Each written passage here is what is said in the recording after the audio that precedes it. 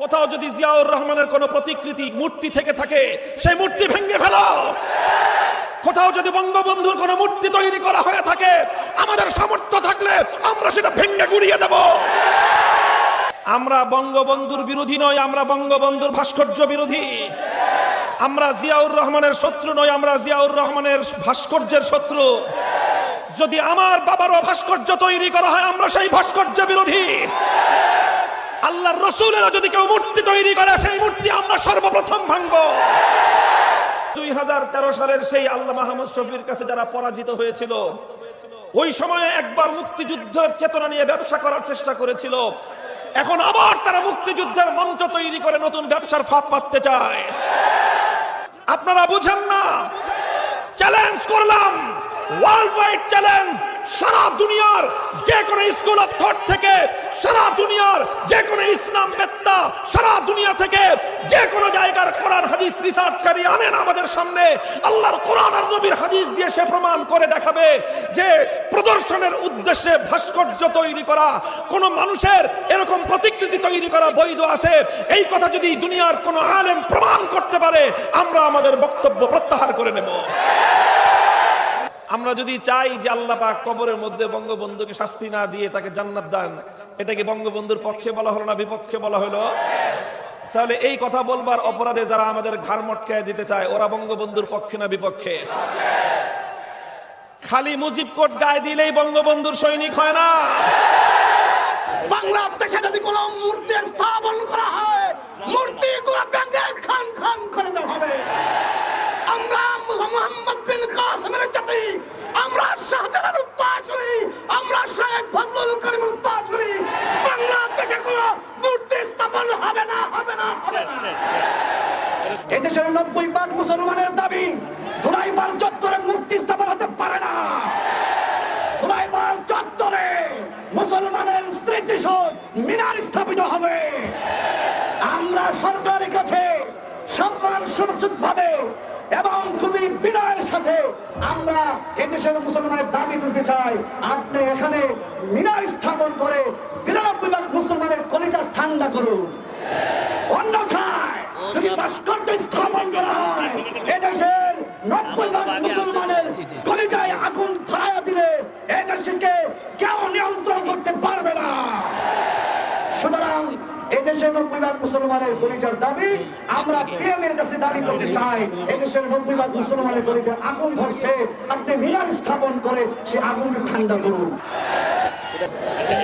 এই ওলামায়ে কেরাম আপনার পিতা বঙ্গবন্ধু শেখ মুজিবুর রহমানের বিরোধী নন, বরং তার নিতান্ত হিতাকাঙ্ক্ষী হয়ে আজকের এই কাঠ ফাটা দুপুরে জুমার নামাজের মাধ্যমে আজকের এই সমাবেশের সূচনা করা হয়েছে।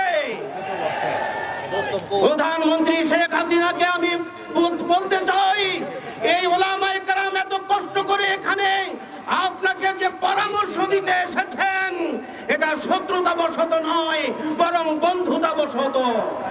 সুতরাং এখানে যদি মূর্তি স্থাপন করা হয় তার দ্বারা বঙ্গবন্ধুর রূহের শান্তি হবে না বরং অশান্তি হবে। সেই অশান্তি দূর করে যাতে শান্তি স্থাপন করা যায় এই জন্য ওলামায়ে কেরাম পরামর্শ দিচ্ছেন ওখানে আল্লাহ পাকের 99 নামের নাম অঙ্কিত স্তম্ভ স্থাপন করে বঙ্গবন্ধুর রূহের শান্তির ব্যবস্থা করুন। যদি এই পরামর্শ উপেক্ষা করার চেষ্টা করেন তাহলে মনে রাখবেন এদেশের তাওহীদি জনতা কোনদিন এটাকে ক্ষমা করবে না। শুধু এই মূর্তি নয়, বাংলাদেশের কোন জায়গায় কোন মূর্তি স্থাপন করা তাওহীদি জনতা বরদাস্ত করবে না। এই মসজিদের নগরীকে মূর্তির নগরীতে পরিণত করতে দেওয়া হবে না। প্রধানমন্ত্রী, আপনি মূর্তি তৈরি করতে পারবেন না, মূর্তি তৈরি করতে দেওয়া হবে না।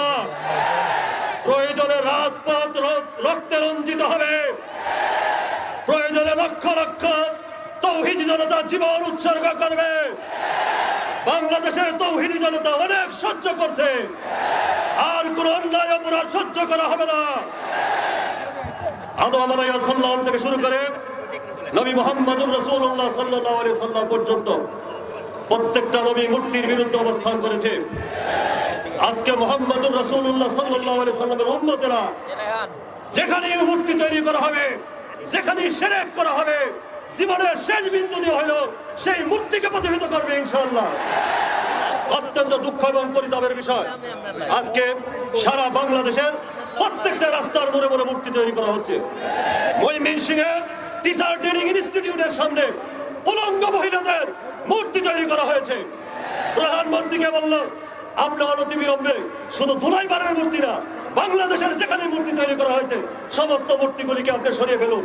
যদি সরিয়ে ফেলতে আপনি ব্যর্থ হন, আমরা মূর্তি সরিয়ে ফেলবো। তাওহীদের জনতা রাজপথে অবস্থান করবে। আমাদের আমিরের নেতৃত্বে কোন মূর্তি রাখা হবে না, সমস্ত মূর্তি বুড়িগঙ্গায় নিক্ষেপ করা হবে। আমরা যারা বাংলাদেশকে হৃদয়ে লালন করি, শেখ মুজিবের, বঙ্গবন্ধু শেখ মুজিবের অবমাননা আমরা বরদাস্ত করব না। হিন্দু মারা গেলে হিন্দুর মারা যাওয়া ব্যক্তির স্মরণে তার স্মৃতির জন্য সুনির্দিষ্ট নিয়ম পদ্ধতি আছে কিনা, তেমনি ভাবে একজন মুসলমান ইন্তেকালের পর তার স্মরণের নিয়ম পদ্ধতি আছে কিনা। মূর্তি স্থাপনের মাধ্যমে বঙ্গবন্ধু শেখ মুজিবুর আত্মার অবমাননা হবে, সেটা আওয়ামী লীগ ওই বরদাস্ত করতে পারে না। যদি বিবেক তাকে দেখি না, যদি বিবেক তাকে আওয়ামী লীগ মূর্তি সমর্থন করতে পারে না। ভাস্কর্যের নামে যে মূর্তি স্থাপন করা হচ্ছে তার প্রতিবাদে এদেশের আপামর তাওহীদি জনতার ব্যানারে এদেশের শীর্ষভাবে নেতৃত্বে আমরা আজকে রাজপথে নেমে এসেছি।